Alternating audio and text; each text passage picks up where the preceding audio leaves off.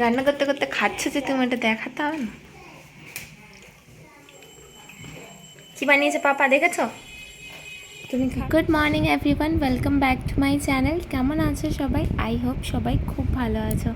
সকাল সকাল এখানে বিকাশ সবার জন্য ব্রেকফাস্ট বানাচ্ছিল, আর আজকে ব্রেকফাস্টে আছে চিড়ের পোলাও।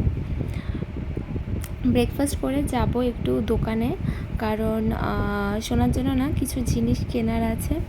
কারণ আজকে মানে কালকে আবার আমরা কলকাতা চলে যাচ্ছি, কাল সকালেই ট্রেন আছে। তো সোনার কিছু জিনিস নেওয়ার ছিল গরমে টুকটাক পরার জন্য, আর এমনি ভাবলাম চলো যাওয়ার আগে একটু ঘুরেও আসি। দেখতে দেখতে শ্বশুরবাড়িতে কয়েকটা দিন খুব ভালো কাটলো, আর এদিকে বিকাশের ছুটিও প্রায় শেষ, আর 2-3 দিনই ওর ছুটি আছে।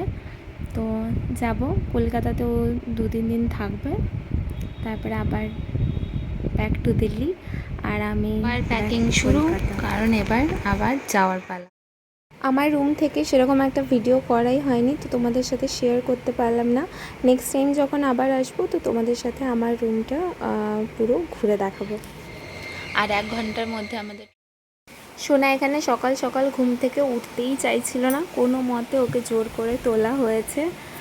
চলো, এখানে সমস্ত ব্যাগ গোছানো হয়ে গেছে, এবার বেরোই স্টেশনের উদ্দেশ্যে। আর আজকে স্টেশনে ছাড়তে যাবে দাদা, কারণ আমাদের 2-3টে লাগেজ ছিল।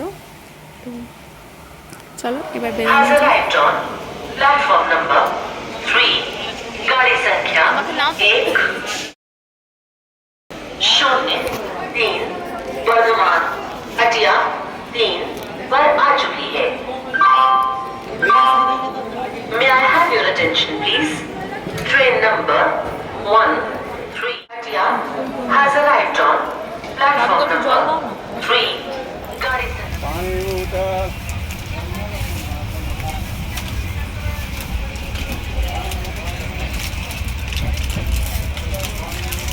ऋषो बाबा ঠান্ডা পানি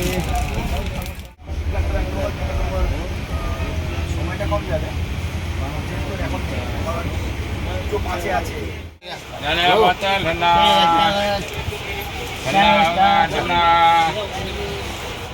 সীতাভোগ দেখাও।